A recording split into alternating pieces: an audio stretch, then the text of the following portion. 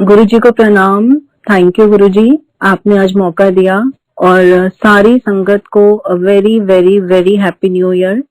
हम गुरु जी से अरदास करते हैं कि 2020 जो हमें सिखा कर गया है, जितने लेसन हम सबने इस साल से सीखे हैं, उनको हम अपने दिल में याद करें, गुरु जी से अपनी गलतियों की माफी मांगे और सबके भले की अरदास करें कि गुरु जी, जिन फैमिलीज ने अपनों को खोया, आप उनको हिम्मत दो, उनको शक्ति दो। और जितने भी हम सब लोग फाइनेंशियली, इमोशनली, हेल्थ वाइज सबने 2020 में बहुत कुछ सफर किया है, गुरुजी प्लीज हमें इन सब चीजों से बाहर निकालो और अपने बड़े मंदिर के खुले दर्शन करवाओ। वैसे ही संगतों के मेले लगे, वैसे ही सेवा मिले, वैसे ही रौनकें मिले और दिल में किसी प्रकार का डर ना हो, किसी प्रकार का खौफ ना हो। और बस यही हो कि जो चीजें हमें आपने सिखाई और जो लेसन हमने लिए, वो हम सब याद करते हुए आपके दिखाए हुए रास्ते पर आगे चलें। क्योंकि 2020 ने हमें सिखाया है कि गुरुजी कहीं नहीं, वो हमारे अंदर हैं। गुरुजी ने हमें 1-to-1 कनेक्शन लगाना सिखाया और हम सबको ये एहसास करा दिया कि अंबानी से लेके एक पियोन तक, चाहे बड़े से बड़ा आदमी हो, चाहे छोटे से छोटा नॉर्मल इंसान हो, सबको एक प्लेटफॉर्म पे लाकर खड़ा कर दिया। सबके रिसोर्सेज वेस्ट पड़े रह गए और सब एक एक पल जिंदगी का भगवान से, गुरुजी से मांगते रहे। और हम सबने सीखा कि जो दिन हमारी फैमिली के साथ हंसते खेलते निकल गया, वो सबसे हसीन दिन था। क्योंकि आज के टाइम पे जब हम सुबह उठते हैं और हम हेल्दी होते हैं, हम अपनी फैमिली के साथ होते हैं, तो वही गुरुजी का एक बहुत बड़ा शुक्राना है, बहुत बड़ा शुक्राना। और अब जब तक जहाँ बात है मेरे एक्सपीरियंसेस की, मेरी जर्नी की, तो वो गुरुजी के साथ 2006 में शुरू हुई। गुरुजी के मिलने से पहले मैं बचपन से ही बहुत रिलीजियस थी। जैसे मेरे पापा मुझे बताया करते थे, 3 या 4 साल की एज की मैं रही होंगी और जहां मैं गुरुद्वारे मंदिर देखती थी तो मैं सड़क पे लेट के मत्थे टेकना शुरू कर देती थी। और मैं जैसे जैसे बड़ी होती गई, एक बहुत ही डिफिकल्ट चाइल्डहुड देखा मैंने। मैंने अपनी मदर को 9 इयर्स की एज में खो दिया और उसके बाद ये मेरे से ज्यादा या उन लोगों से ज्यादा कोई नहीं समझ सकता, जब सर पे माँ का साया नहीं होता तो कोई भी रिश्ता आपके लिए कंप्लीट नहीं है। आपकी लाइफ में हमेशा एक वैक्यूम रहता है और आप वो प्यार, वो अपनापन सबकी आंखों में ढूंढते हो और वो कहीं भी नहीं मिलता। क्योंकि जो एक माँ अपने बच्चों को दे सकती है, वो मुझे मेरी माँ के बाद सिर्फ गुरुजी से वो प्यार मिला। तो मैं इस चक्कर में शायद बहुत रिलीजियस हो गई और मैंने बचपन से ही, भगवान ने, गुरुजी ने मेरे से बहुत पूजा पाठ करवाए, बहुत व्रत रखाए और मैं बड़ी होती रही। और आज मैं जब सोचती हूँ तो शायद मेरी कोई सच्ची अरदास थी, कोई सच्ची पूजा थी जो उस टाइम भगवान ने सुन ली और गुरुजी ने मुझे अपने दर पर बुलाया। नो डाउट जब मैं उनसे मिली, गुरुजी फिजिकल फॉर्म में थे और मुझे उनकी महिमा का, उनकी कृपा का कुछ भी नहीं पता। मैं बड़े भोले भाव से उनके पास पहुंची थी और ऑनेस्टली ये सोच के पहुंची थी कि शायद वो कोई ऐसे बाबा हैं जो फ्यूचर बताएंगे, जो प्रिडिक्शंस करेंगे, जो मेरा हाथ देखेंगे या कुछ ऐसा। क्योंकि मैं एस्ट्रोलॉजर्स पर बहुत जाती थी, ये मेरी हॉबी होती थी। साल की शुरुआत में लिंडा गुडमैन मेरे घर आ जाती थी, मैं न्यूज़पेपर में फोरकास्ट पढ़ती रहती थी, कुछ ना कुछ। और जहां मुझे पता चलता था ना कोई पंडित बहुत अच्छा है, तो मैं सीधा मैं उसके पास पहुंच के पत्री और मेरा हाथ उसके सामने होता था। तो और जितने भी एस्ट्रोलॉजर्स पर मैं गई, बड़े से बड़े, और जितने भी पंडितों को मैंने दिखाया, 99% सबने मेरी पत्री देखते थे, फिर बहुत दया भरी नजरों से मुझे देखते थे कि आपको तो कालसर्प योग है, आपको तो मांगलिक दोष है, आपका तो राहु नहीं है, आपका तो केतु नेगेटिव है। मतलब जितने आप दोष बोल सकते हो वो मेरी पत्री में थे। मेरी हेल्थ लाइफ बहुत अफेक्टेड थी, मेरी लाइफ लाइन शायद है ही नहीं अगर आप मेरे हाथ में वो लाइंस देखोगे। और मैं बड़ी मायूस सी होके वापस आ जाती थी कि कभी तो कोई कुछ अच्छा बोले। तो हमारे कोई बिल्डर फ्रेंड्स हैं जो हमारे घर के पास ही रहते थे। हम उनको दिवाली विश करने के लिए गए घर पर और उनके घर पर वहां पे मैंने गुरुजी का स्वरूप देखा। और वो लोग एक मॉल बनाने वाले थे उस टाइम पे, अपकमिंग बिल्डर्स थे, और हम ये सोचकर गए थे कि उस मॉल में एक छोटी सी शॉप बुक कर देंगे और दिवाली भी विश कर देंगे और ये शॉप, जब भी ये मॉल बनेगा तो हमें अच्छे रिटर्न्स मिल जाएंगे। तो मैं और मेरे हस्बैंड वहां पहुंचे। इधर से हम उनको टोकन अमाउंट साइन करके दे रहे थे और उधर से मेरी नजर गुरुजी के स्वरूप पर पड़ी। तो मैंने सीधा अपने फ्रेंड को बोला, मैंने कहा ये बड़े डैशिंग है, ये कौन है? तो वो भी उस टाइम पे नए नए जुड़े थे, क्योंकि उनको गुरुजी से जुड़ने का भी स्पिरिचुअल मीनिंग उन्होंने मुझे नहीं बताया। उन्होंने जो मुझे आंसर दिया वो ये था, हाँ ये हमारे बिग बॉस हैं, यहाँ पे तो बड़े बड़े वीवीआईपीज आते हैं और यहाँ पे बड़ी मौजें होती हैं, तो मैंने उसी टाइम उनको बोला कि प्लीज मुझे भी ले चलो, और मेरे अंकल ने मुझे वहीं से घूरना शुरू कर दिया कि अब ये किसी नए पंडित या नए एस्ट्रोलॉजर के चक्कर में पड़ गई और मुझे भी साथ लेके जाएगी। तो नेक्स्ट डे मैं अपनी फ्रेंड के साथ उसकी कार में थी, और हमारे घर से गुरुजी के स्थान का डिस्टेंस 1 घंटे का था, और पूरा रास्ता वो ना वही बातें करती रही, गुरुजी का चोले, गुरुजी की जुतियां, गुरुजी के पास ये संगत आती है, गुरुजी के पास ऐसे होता है। और मैंने मन में सोचा कि यार ये तो हिप्नोटाइज हो गया, इनके पास कोई टॉपिक ही नहीं है, गुरुजी गुरुजी गुरुजी। और उसने मुझे ट्रेनिंग दी पूरा कि तुमने वहां जाके कोई क्वेश्चन नहीं करना, कुछ पूछना नहीं है, अगर गुरुजी तुम्हारा नाम गलत भी बोलेंगे ना तो तुमने बोलना है हाँ जी गुरुजी, क्योंकि गुरुजी को पता नहीं कौन से जन्मों का क्या दिख रहा होता है। तुमने किसी भी बात पे ना नहीं करनी, और गुरुजी की मौजें होंगी तो वो बुलाएंगे, नहीं तो वो महीनों महीनों किसी से बात नहीं करते। वहां जाना, चुपचाप लंगर खाना, गुरुजी के दर्शन करना और आ जाना। तो मैंने मन में सोचा ये कैसी जगह है, जब जाके बात ही नहीं करूंगी तो मुझे पता कैसे चलेगा कि वहां क्या है। जब मैं वहां पहुंची, ये चीजें मुझे आज समझ आती है, उस टाइम पे मेरी एज भी बहुत छोटी थी और मेरे बच्चे भी बहुत छोटे थे, तो उन चीजों को मैं उस टाइम पे समझ ही नहीं पाई। मैं अंदर एंटर हुई, इतना पीसफुल ऑरा, इतनी शांति कि जैसे आपके जख्मों के ऊपर, आपके सोल के ऊपर कोई आपको हील कर रहा है।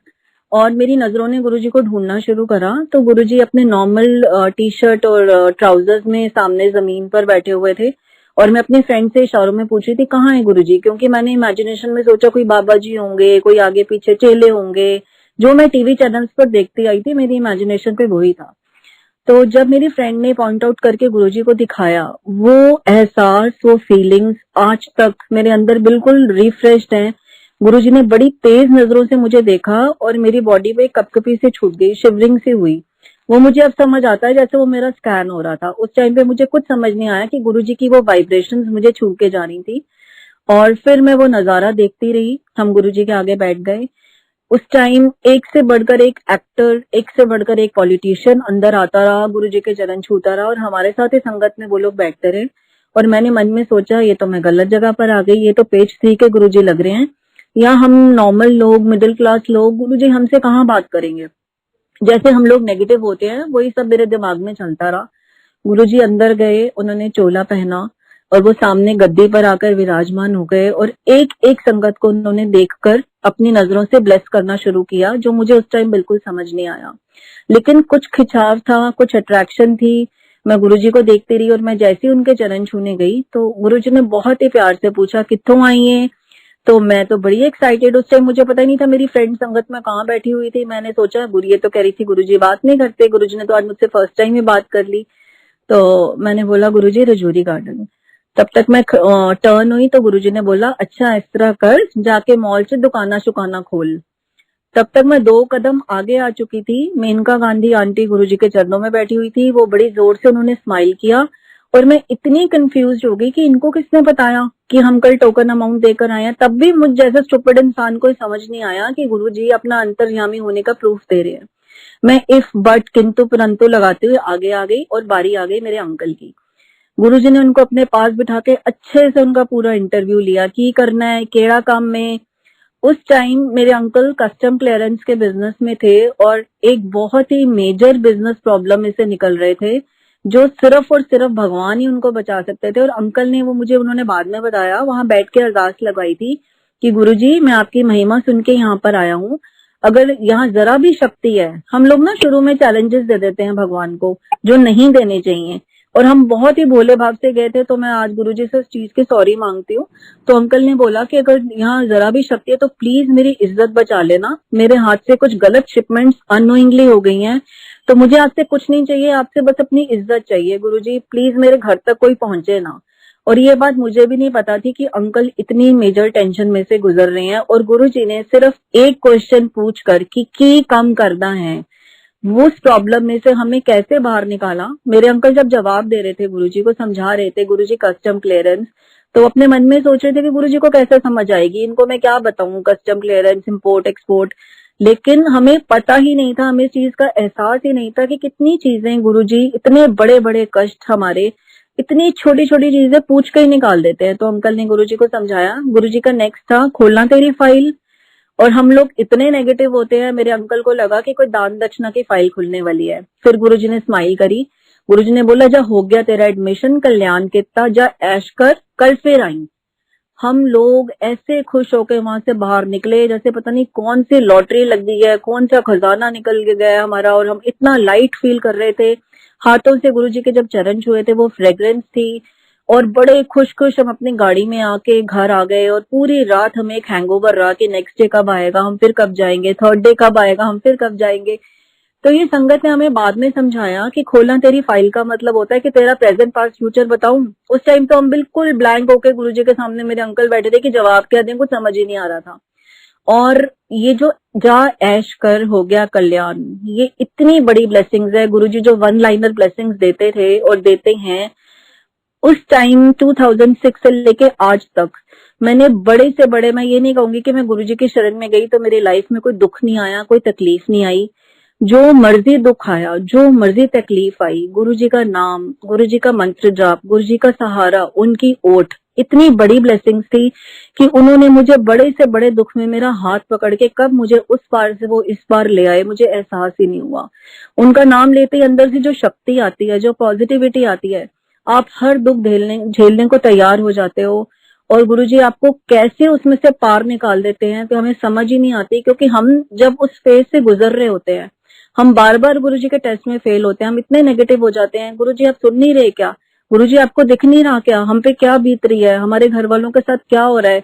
हम लोग ये गुरुजी से कंप्लेन करना शुरू कर देते हैं, लेकिन वो मालिक इतने बड़े हैं। मुझे यही समझ आया कि इस मंत्र जाप में इतनी शक्ति है।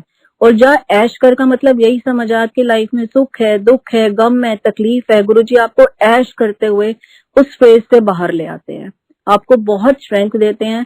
ऐसा नहीं होता कि हम गुरुजी के शरण में जाएंगे तो कोई तकलीफ नहीं आएगी, कोई गम नहीं आएगा, कोई दिक्कत नहीं आएगी, वो आएंगी, लेकिन गुरुजी का नाम आपको वो झेलने की शक्ति देगा और आपको उस चीज में से बहुत आसानी से बाहर ले आएंगे। इतने सालों की जर्नी में मैंने यही सीखा है।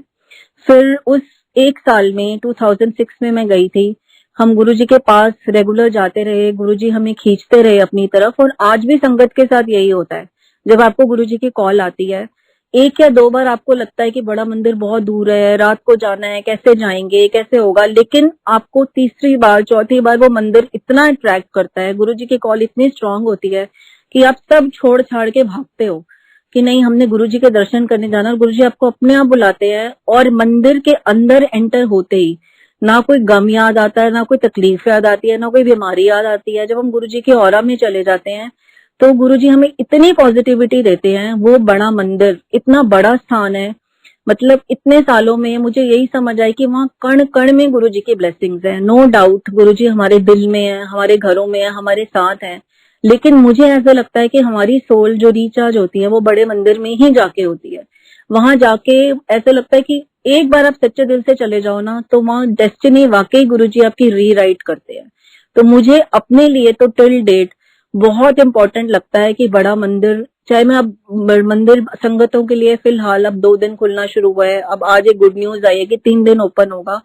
तो हम सब यही गुरुजी से अरदास करते हैं कि गुरुजी प्लीज हम सबको बख्श के अपना द्वार खोलो। और एक चीज जो सबसे ज्यादा इम्पोर्टेंट है वो है गुरुजी से डायरेक्ट कनेक्शन।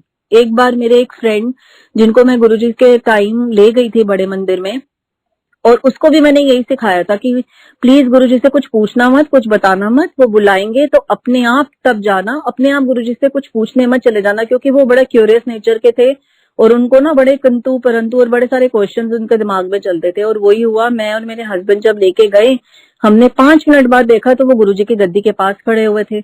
मैंने अपना मुंह छुपा लिया, मैंने कहा ले ये तो गुरुजी के पास पहुंच गया, अब क्या होगा। तो गुरुजी ने बड़े प्यार से उससे पूछा कि किदे नाल आया है। तो उसने जवाब दिया मेरे अंकल का निकनेम चिंटू है। तो उसने बोला चिंटू दे नाल। तो मैं अंदर से बहुत डर गई, मैंने कहा कहीं गुरुजी को गुस्सा ही ना आ जाए, डांट ही ना पड़ जाए। उसने अपनी पता नहीं कौन सी प्रॉब्लम गुरुजी को बताई, तो गुरुजी ने उसको एक ही जवाब दिया, पहले कनेक्शन ते लगा ए बात दी गल्ला नहीं, मेरे नाल डायरेक्ट कनेक्शन लगाओ। उसने मेरे से आके पूछा, और उस टाइम मैं भी इतनी नई नई जुड़ी हुई थी कि मुझे कनेक्शन का एक ही मतलब पता था जो इलेक्ट्रिसिटी के कनेक्शन होते हैं। उसने मेरे से पूछा गुरुजी कह रहे हैं कनेक्शन लगा, ये क्या होता है। मैंने कहा पता नहीं कनेक्शन क्या होता है। लेकिन आज गुरुजी ने सिखाया कि उठते बैठते सोते जागते जब हम गुरुजी के साथ हमारी आत्मा जुड़ी रहती है, हर चीज में हम गुरुजी को आगे लेके चलते हैं, तो वो ही इनका कनेक्शन है। और गुरुजी से सच्चा रिश्ता इस दुनिया में मुझे कोई भी नहीं लगता। माँ बाप, बेस्ट फ्रेंड, गुरुजी एक टीचर, एक आपके ब्रदर, आप जो उनको ढूंढो, गुरुजी आपको उसी रूप में आके आपके साथ खड़े हो जाते हैं। तो जब तक गुरुजी फिजिकल फॉर्म में थे, मैंने तब तक भी उनको रब नहीं माना था। हाँ, ये पता था कि मैं यहाँ जाती हूँ और यहाँ मुझे बहुत शांति मिलती है। कई बार गुरुजी के सामने बहुत रोना भी आता था, अंदर के सारी, जैसे आपके दुख, सारी तकलीफें बाहर आ जाती थी और आप इतना लाइट फील करते थे। और जो हम घर से सोच के जाते थे, वो गुरुजी वहाँ बोलते किसी और को थे और सुनाते किसी और को थे। आज भी जब मैं वो सीन आंखें बंद करके याद करती हूँ ना, तो मुझे लगता है वो कोई और ही दुनिया थी, कोई और ही प्लेनेट था, जब गुरुजी साक्षात आपके सामने बैठते थे और हम सब उनके चरणों में बैठते थे, शब्द कीर्तन चल रहे होते थे और गुरुजी अपनी नजरों से, अपने विजन से हम सबको ब्लेस करते थे।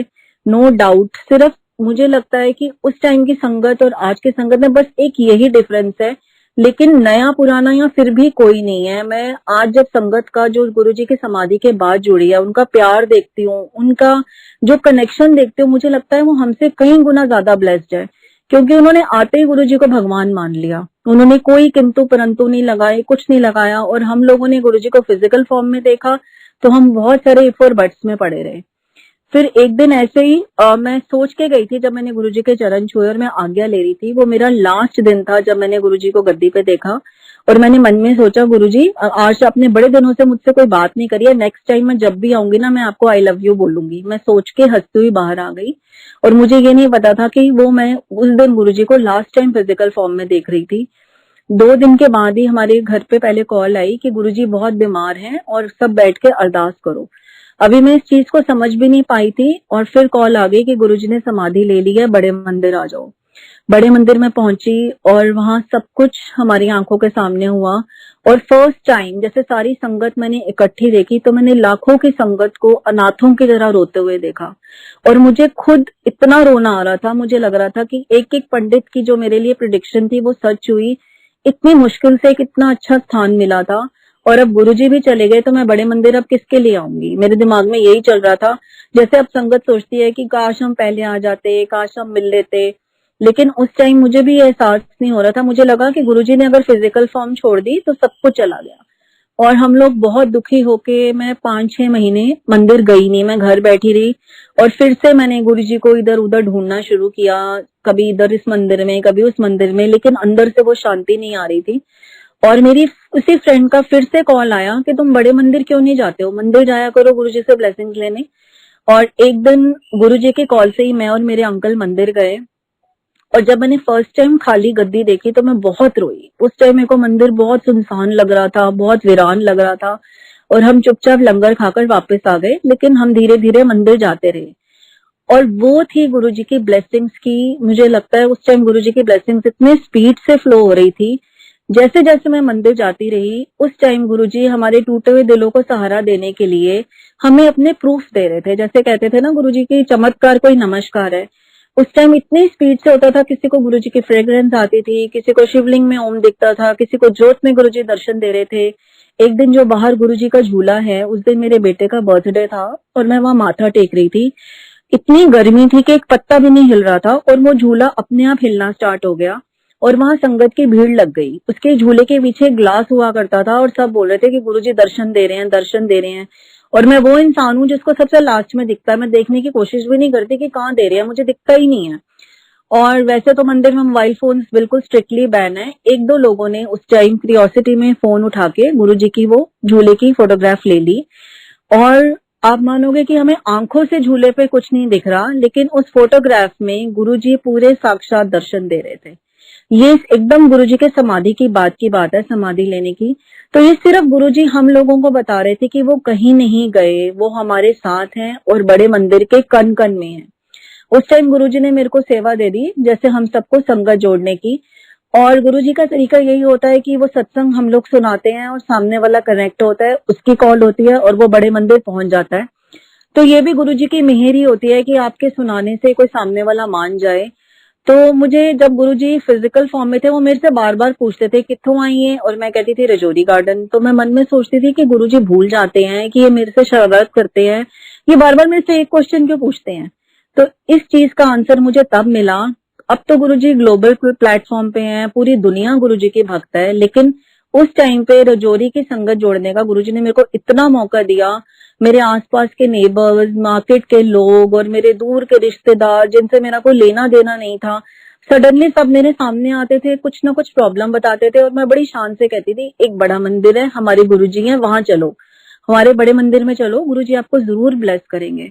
और मैं इतनी शान से कह सकती हूँ कि वो 2 साल 3 साल 5 सीटर कार में हम 6 6 7 7 8 8 लोग एक दूसरे की गोदी में बैठ के बड़े मंदिर जाने लगे। जैसे मतलब मुझे इतनी खुशी मिलती थी जैसे हम कौन सा खजाना लेने जा रहे हैं। और मैं इतनी शान से कह सकती हूँ कि एक भी संगत गुरुजी के दर से खाली वापस नहीं आई। गुरुजी ने सबको इतना ब्लेस करा। जिनके 10 10 20 20 साल से बच्चे नहीं थे, गुरुजी ने उनको बेबीज दी। मेरे जिन कजन्स की शादियां नहीं हो रही थी वो गए, उन्होंने माथा टेका, उनकी शादियां हो गई। जो एक रजौरी की बच्ची है जो कैंसर की लास्ट स्टेज से जूझ रही थी, जिसको डॉक्टर्स ने मना कर दिया था कि लाखों रुपए लगेंगे सर्जरी के और तब भी कोई गारंटी नहीं है, उस बच्ची पर गुरुजी की इतनी मेहर हुई। वो मंदिर गई, उसने माथा टेका, लंगर खाया और धीरे धीरे धीरे धीरे गुरुजी ने उसकी बॉडी से कैंसर गायब कर दिया, जिसके बिना सर्जरी के, जिसके डॉक्टर्स सर्जरी के बाद भी गारंटी नहीं ले रहे थे। आज उस बच्ची के चेहरे पे गुरुजी का नूर देखते हुए बनता है। और ऐसे ऐसे भी सत्संग हुए जो लोग हमारी जिंदगी से चले गए, जो सोल्स ऊपर चली गई, गुरुजी ने उनके घर वालों को ड्रीम में दिखा के कि तुम्हारा भाई वापस भेज रहा हूँ, तुम्हारा बेटा वापस भेज रहा हूँ, सेम डे पे वो सोल्स वापस भेजी। मैं खुद सोचती हूँ उस टाइम पे मैं हिल गई। उस टाइम मुझे समझ आया कि ये साक्षात रब हैं, ये कोई और कर ही नहीं सकता जो बिछड़ी हुई आत्माएं आपकी जिंदगी में वापस भेज दे। वो कोई गुरु, कोई नॉर्मल इंसान कर ही नहीं सकता। लाइफ एंड डेथ का रिमोट कंट्रोल सिर्फ शिव जी के हाथ में, साक्षात रब के हाथ में होता है। तो तब मुझे समझ आया कि ये कोई नॉर्मल जगह नहीं है, मैं किसी नॉर्मल मंदिर में नहीं जा रही, ये तो गुरुजी भगवान है। मेरे आसपास जितने भी फ्रेंड्स हैं सबके साथ इतने अमेजिंग एक्सपीरियंस हुए कि कई बार ना मैं खुद ही डाउट में आ जाती थी, गुरुजी मेरा नंबर कब आएगा? आप जिसको मेरे थ्रू बुलाते हो उसको तो आप इतना ब्लेस करते हो, क्योंकि हम लोग इतने छोटे समझ के लोग हैं, हम मेटेरियलिस्टिक ब्लेसिंग्स को ही गुरुजी के ब्लेसिंग्स मानते हैं। बिजनेस अच्छा हो गया तो गुरुजी ब्लेस कर रहे हैं, बच्चों की एडमिशन हो गई तो गुरुजी, हम लोग इससे आगे सोच ही नहीं पाते। ये तो मुझे इतनी बाद में समझ आया कि गुरुजी हमें इंटरनली कितना चेंज कर रहे हैं, हमें कितना उन्होंने पॉजिटिव एटीट्यूड दे दिया। किसी को फ्रैक्चर भी होता था ना, थैंक यू गुरुजी, शुक्र है आपने फ्रैक्चर में ही टाल दिया। ये सोच आनी कलयुग के टाइम पे मालिक की मेहर है। गुरुजी हमें इंटरनली इतना चेंज करते गए, अपने मंदिर में सेवा देते गए। और मेरी लाइफ का जो सबसे मुश्किल टाइम था वो गुरुजी ने सेवा में ही कटवा दिया। कभी 2 दिन भी अगर हम घर बैठते थे ना हस्बैंड वाइफ, तो हम हिल जाते थे कि हमारी जिंदगी चल कैसे रही है। हम फिर अपना दिमाग यूज करना शुरू कर देते थे। फिर गुरुजी सोचते थे कि तो दिमाग लगा रहे हैं, फिर हमें मंदिर बुला, सत्संग बुला, यहाँ बुला, करते करते करते वो दिल, महीने, साल गुरुजी के शरण में निकलते गए और यही अरदास करते हैं कि वो निकलते ही जाएं। और फिर बारी आई मेरे फादर की। उन्होंने फिजिकल फॉर्म में गुरुजी के दर्शन कभी भी नहीं करे थे, वो बाद में गए। और ये एक बहुत बड़ा सत्संग, क्योंकि टाइम कम है, मैं बहुत शॉर्ट में सुनाऊंगी कि तब मुझे समझ आया कि गुरुजी की मेहर क्या है। जब आप अपने अपनों को, अपने पेरेंट्स को अपने सामने सफर करते हुए देखते हो ना, आपके लिए उससे बड़ी कोई पनिशमेंट नहीं है। एक दिन वो आया कि मैं अपने पापा को एम्बुलेंस में डलवा के हॉस्पिटल में लेके जा रही थी, क्योंकि वो कोमा में थे। 100 kg उनका वेट था। फर्स्ट फ्लोर से उनको नीचे एम्बुलेंस तक लाना ये एक बहुत बड़ी टास्क थी। सडनली उनको कोई अटैक आ गया था, उनकी पूरी बॉडी में पॉइजन फैल चुका था। डॉक्टर्स ने देखते, मुझे इतनी भी उम्मीद नहीं थी कि मैं उनको हॉस्पिटल तक पहुंचा पाऊंगी, और डॉक्टर्स ने जाते ही उनको वेंटिलेटर पे डाल दिया। और ये मेरे लिए बहुत बहुत बड़ा शॉक था, क्योंकि सडनली इतना कुछ हुआ था और मैं अपनी मदर को पहले ही खो चुकी थी और मेरा ब्रदर सिस्टर कोई है नहीं, और अब मैं अपने पापा को जाते हुए देख रही थी। और उस टाइम मैंने, गुरुजी ने नई नई समाधि ली थी और मैंने तब सत्संग में सुना था कि गुरुजी की फोटो भी चमत्कार करती है। वो चीज बार बार मेरे कानों में गूंज रही थी और मैंने वेंटिलेटर पे गुरुजी का एक छोटा सा स्वरूप लगा दिया। और जब भी मैं आईसीयू में जाऊं, मैं रोती हुई बाहर आ जाऊं, डॉक्टर्स ने बुला के मुझे उनका सारा सामान, उनकी रिंग, चेन, फोन सब मेरे हाथ में देके बोला कि आपने जिसको बुलाना है बुला लो, वो बहुत क्रिटिकल है, अब वेंटिलेटर पे हैं और अब हमें कोई होप नहीं है। और आप मानोगे नहीं, मेरा जो संगत जी, मैं जैसे गुरुजी कहते हैं कि 90% कर्म वो हमारे काटते हैं। किसी के 6 महीने में कटते हैं, किसी के 6 साल में, किसी के 10 दिन में। वो हमारी कार्मिक जर्नी कितनी बड़ी है ये हमें नहीं पता। मेरे फादर के वो कर्म एक रात में कट गए। नेक्स्ट डे डॉक्टर्स ने उनका वेंटिलेटर उतारा, मैं बाहर खड़ी होकर अरदास कर रही थी, और जब उनकी फूड पाइप्स वगैरह सब उतारी और मुझे उन्होंने आईसीसीयू में बुलाया, मैं बहुत कांपते हुए दिल के साथ अंदर गई, और अंदर का नजारा मैं आज तक नहीं भूलती। मैं किस हालात में अपने पापा को हॉस्पिटल लेके गई थी। अंदर वो आईसीयू के बेड पे उठ के बैठे हुए थे, उनके चेहरे पे इतना ग्लो था, उनकी आंखों में इतनी चमक थी, और मेरे को एक आईब्रो ऊपर करके बोलते हैं, और बाबूजी की हाल है। और मैं एकदम शॉक्ड, मेरी टांगे कांप रही थी। मैंने कहा आप कैसे हो पापा? कहते तेरे को पता है गुरुजी यहाँ मेरे साथ खड़े थे। तो मुझे लगा कि वो अभी ठीक होके बोल रहे हैं। मैंने कहा पापा प्लीज आप रेस्ट करो। कहते तुझे पता है वो मेरे साथ खड़े थे, और मैं जब बेहोश था तो मेरे अंदर लगातार मंत्र जाप चल रहा था, और बस उन्होंने इतनी बात बोली, उनका वो मतलब इतना नूर था उनके चेहरे पे, जैसे कोई शक्ति आके उनके अंदर लाइफ डाल के चली गई है। और मैं रोती हुई बाहर आ गई, और बाहर जितने भी मेरे रिश्तेदार खड़े थे मैं सबके गले लग के रोती रही कि गुरुजी ने न्यू लाइफ दे दी, गुरुजी ने न्यू लाइफ दे दी। और वाकई मुझे उस दिन समझ आया, जब गुरुजी फिजिकल फॉर्म में थे तो वो बोलते थे जा तेनू एक्सटेंडेड लाइफ देती, जा तेनू न्यू लाइफ देती। और मैं अपने दिमाग में सोचती थी यार ऐसे कैसे न्यू लाइफ मिल जाती है, ऐसे थोड़ी ना एक्सटेंडेड लाइफ मिलती है, हम लोग बाज नहीं आते।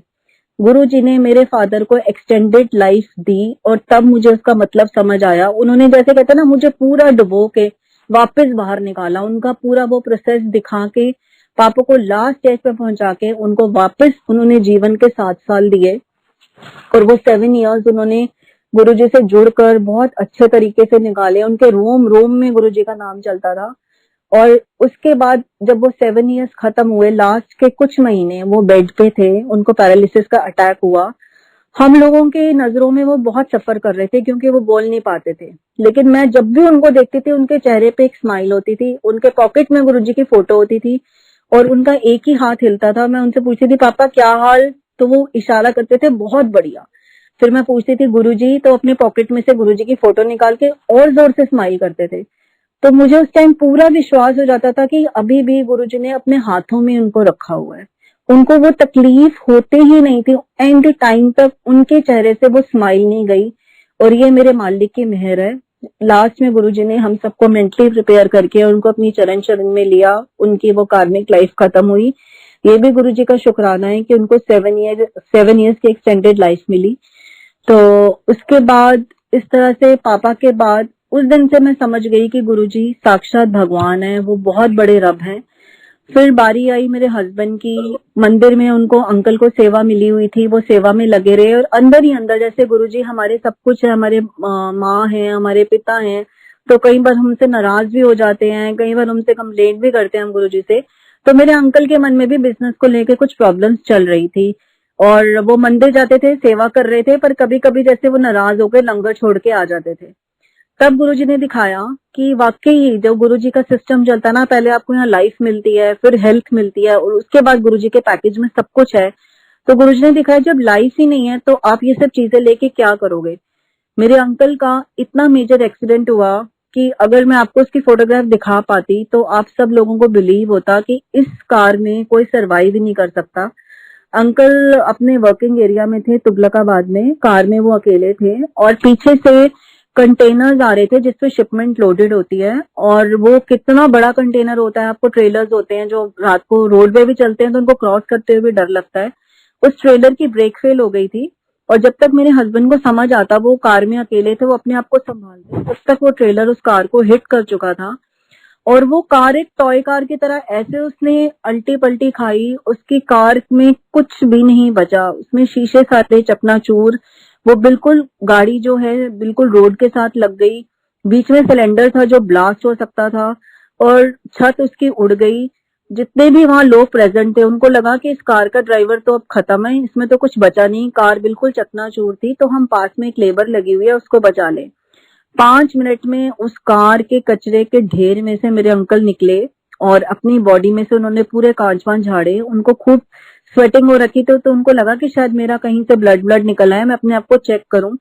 वो साइड में खड़े होकर अपने आप को चेक कर रहे थे। तो आप मानोगे इतने इतने भयानक एक्सीडेंट में जहां लोहा नहीं बचा, जहां उस कार में कुछ नहीं बचा, अंकल को कोई फ्रैक्चर नहीं, कोई चोट नहीं, कोई खून की एक बूंद तक उनकी बॉडी में नहीं थी। गुरुजी ने उनको बिल्कुल स्क्रैचलेस इतने भयानक एक्सीडेंट में से बाहर निकाला। और वहां पुलिस वगैरह जब पहुंची तो उन्होंने पूछा गाड़ी कौन चला रहा था, तो मेरे अंकल ने बोला मैं चला रहा था। तो पुलिस वाले बोला या तो मजाक कर रहे हो या फिर कुछ और बात है, बताओ क्या रीजन है, तो या कोई बहुत बड़ी शक्ति आपके साथ चलती है। तो अंकल ने बोला कि कार मैं ही चला रहा था और गले में गुरुजी का लॉकेट पहना हुआ था। अंकल ने वो लॉकेट दिखाया कि हमारे साथ हमारे बिग बॉस चलते हैं। वो दिन है और आज का दिन है। मतलब जब मैंने उस गाड़ी की हालत देखी थी ना, मेरे को सीरियसली मैं फेंट होते होते बची। मैंने गुरुजी का इतना शुक्राना किया, इतना शुक्राना किया। और मुझे गुरुजी ने ये समझा दिया, मेरे दिमाग को बिल्कुल ब्लैंक कर दिया कि कोई भी लाइफ में टेंशन आए, कोई भी लाइफ में दुख आए, मैंने गुरुजी के आगे सरेंडर कर दिया कि गुरुजी आपने देखना है। क्योंकि जो मालिक आपको जिंदगी दे सकते हैं वो आपको कुछ भी दे सकते हैं। उनके लिए सब कुछ सेकंड से भी सेकंड का काम है, हमें कुछ भी देना। और मुझे ये समझ आ गया कि हमारी लाइफ में चाहे, पक्की बात है, आपके पॉकेट में चाहे लाखों रुपए हैं चाहे हजारों रुपए हैं, जो काम आपके लिए जरूरी है वो राइट टाइम आने पे गुरुजी जरूर करेंगे। वो हमारी इतनी लाज रखते हैं, हमारे इतने पर्दे ढकते हैं कि हमारी लाइफ का कोई इंपॉर्टेंट काम गुरुजी रुकने नहीं देते और सब कुछ करते हैं। तो इस तरह से गुरुजी ने मेरे पापा के बाद मेरे अंकल को न्यू लाइफ दी। और बस अब मैं, सत्संग तो इतने हैं कि मैं आपको सुनाती रहूं और सारी रात लगी रहेगी। अभी लॉकडाउन में ही, कोरोना टाइम में ही, नवंबर लास्ट, अब जैसे जनवरी चल रहा है, 2 महीने पहले गुरुजी ने, मेरी 22 इयर्स की डॉटर है, उसकी इतनी मेजर प्रॉब्लम इतनी आसानी से निकाल दी। गुरुजी ने उसकी सर्जरी कराई है। और मुझे ये कहने में बिल्कुल भी कोई हिचकिचाहट नहीं है कि गुरुजी का इतना शुक्राना है, क्योंकि जिन्होंने मेरी बेटी को इतनी मेजर प्रॉब्लम से बाहर निकाला है, तो आगे उसकी शादी, उसका करियर, उसका जो भी है, वो सब कुछ गुरुजी के चरणों में है। वो क्या नहीं करवा सकते। कोरोना, एक्सट्रीम कोरोना के टाइम में गुरुजी ने उसका राइट डायग्नोसिस करा के, राइट टाइम पे उसकी सर्जरी करा के, उसको बिल्कुल ठीक ठाक हमारे हाथों में दे दिया। मैं जब ऑपरेशन थिएटर में उसके पीछे भाग रही थी ना, मेरी आंखों में आंसू थे। मैं उस दिन भी फेल हुई। मैंने उस दिन भी गुरुजी से कंप्लेन करी, गुरुजी आप मुझे क्या दिखा रहे हो, मुझे तो अपनी बेटी की डोली के पीछे जाना था और आप मुझे उसके ऑपरेशन थिएटर के बाहर आपने लाके खड़ा कर दिया। लेकिन वो, उसका भी कोई कार्मिक प्रोसेस था जो उसको झेलना था, और गुरुजी ने वो कुछ घंटों में खत्म करा के बिल्कुल ठीक ठाक बच्चा वापस मेरे हाथ में दे दिया। और इतने मुश्किल टाइम पे गुरुजी ने इतना इजीली उसका ट्रीटमेंट करा दिया। इसमें गुरुजी की बहुत बहुत मेहर है, उनका बहुत बहुत शुक्राना है। गुरुजी हर पल हमें संभालते हैं। हम लोग नेगेटिव हो जाते हैं पर वो हमारा हाथ कभी नहीं छोड़ते। और ये बात बिल्कुल सच है, क्योंकि जब मैंने भी अपनी बीमारी झेली थी और जब मैं एक एक पल जिंदगी को तरस रही थी हॉस्पिटल में, तो मुझे ये बात बिल्कुल सच है जो सत्संग में सुनी थी, कि हमारे लास्ट टाइम में, हमारी मुश्किल की घड़ी में कोई भी काम नहीं आता। हमारे फैमिली मेंबर्स, हमारे फ्रेंड्स, हमारे घर वाले हमारे लिए रो सकते हैं, हमारे लिए प्रे कर सकते हैं, और एक पॉइंट के बाद सब हेल्पलेस होते हैं। और उस टाइम पे सिर्फ एक सच्चा रब, एक सच्चा गुरु, वही हमें तार सकते हैं, वही हमें संभाल सकते हैं, और वही हमें जीवन दान दे सकते हैं। और मेरी फैमिली में, मेरी लाइफ में गुरुजी ने एक एक मेंबर को न्यू लाइफ दी है, और उसके लिए उनका हर पल शुक्राना है, हर पल उनकी मेहर है। बस गुरुजी अब बहुत हो गया, अब इस कोविड को खत्म करो, हम सबको वापस अपने मंदिर बुलाओ, अपनी सेवा में लगाओ, और वो हसीन दुनिया, वो हसीन नजारे हमारे वापस, हमें वापस करो। Thank you so much. जय गुरु जी। फिर से मौका देंगे तो फिर मैं और सत्संग शेयर करूंगी। Thank you.